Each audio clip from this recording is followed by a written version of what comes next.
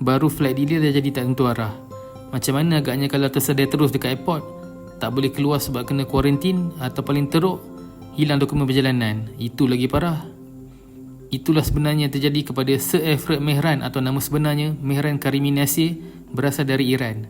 Dia bukan sahaja tersadar di airport selama beberapa hari, malah terus menetap di Charles de Gaulle Airport, Paris selama 18 tahun akibat masalah dokumentasi yang rumit.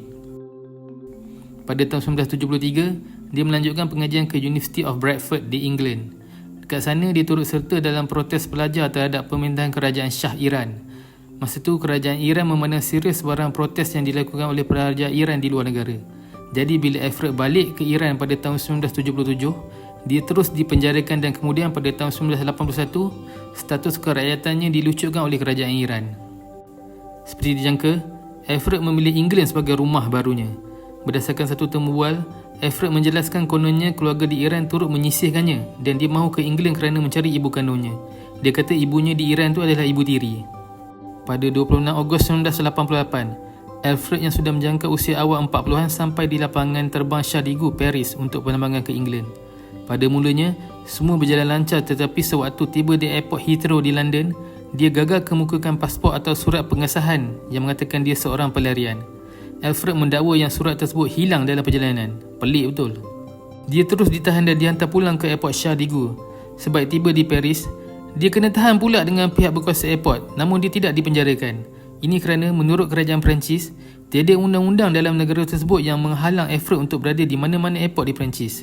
Maka bermulalah kehidupan Alfred di airport Charles de Gaulle dari tahun 1988 sehingga 2006. Ketika mundar-mandir tanpa tujuan dengan bagasinya, Alfred ternampak kerusi panjang berwarna merah di ruang pelepasan di Terminal 1 yang kemudian menjadi rumahnya. Dia mula rapat dengan kaki tangan airport. Alfred juga sering menerima sumbangan berbentuk wang, peralatan kebersihan diri dan ada yang datang berborak dan belanjanya makan. Dipahamkan kebanyakan masa, Alfred akan makan di restoran McDonald's yang ada dalam airport. Walaupun menjadikan kerusi panjang airport sebagai rumahnya, Alfred tetap menjaga kebersihan diri. Dia mandi setiap hari dalam tandas di airport. Situasi ini berlanjutan selama beberapa tahun sehingga Alfred seakan give up dengan nasib menimpanya. Tanpa dokumen yang sah, dia memang tak boleh keluar dari airport. Dia mengambil tahu dunia luar melalui surat khabar dan juga menonton berita di TV. Situasi Alfred mendapat perhatian Peguam Hak Asasi Manusia Perancis, Christine Bourget. Bourget memperjuangkan hak Alfred selama 10 tahun, sehinggalah dia berjaya meyakinkan kerajaan Belgium untuk menghantar dokumen-dokumen gantian yang sah berkaitan Alfred pada tahun 1999. Kerana dengan dokumen ini, Alfred bakal memperoleh permit untuk menetap di Perancis. Mengejutkan, Alfred enggan terima dokumen-dokumen tersebut kerana menganggap ia adalah palsu dan menjelaskan dia mahu terus tinggal di airport Charles de Gaulle. Masa ni, kaki tangan airport, Bourget dan orang-orang sekeliling mengatakan yang Alfred sudah mengalami keceluran minda akibat terlalu lama tinggal di airport. Alasan yang diberikan Alfred memang tak logik.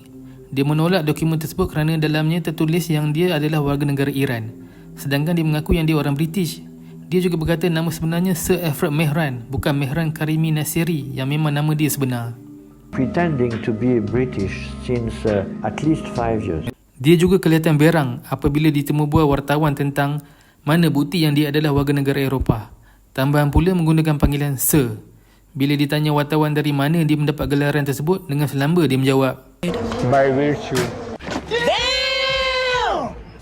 Kisah Alfred mendapat liputan dunia.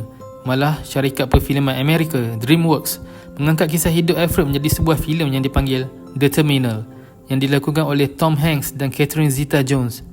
Filem ini menemui penonton pada tahun 2004. Difahamkan, Alfred telah menerima royalti sekitar $300,000 dan dia dikatakan menyimpan wang tersebut dalam akaun pejabat pos di airport Charles de Gaulle. Dengan wang yang dia ada, Alfred kelihatan tidak mahu meninggalkan airport tersebut. Namun sewaktu musim panas pada tahun 2006, dia dikejarkan ke hospital kerana dikatakan menderita barah otak. Alfred dikatakan menjalani rawatan selama beberapa bulan di hospital sebelum ditempatkan di rumah perlindungan di Paris. Selepas itu, tidak banyak yang diketahui tentang status Alfred. Kabar angin mengatakan yang dia telah pun menetap di Paris. Sementara sesetengah pihak mendakwa dengan wang yang dimilikinya, dia telah berjaya memperolehi dokumen yang sah untuk menetap di England.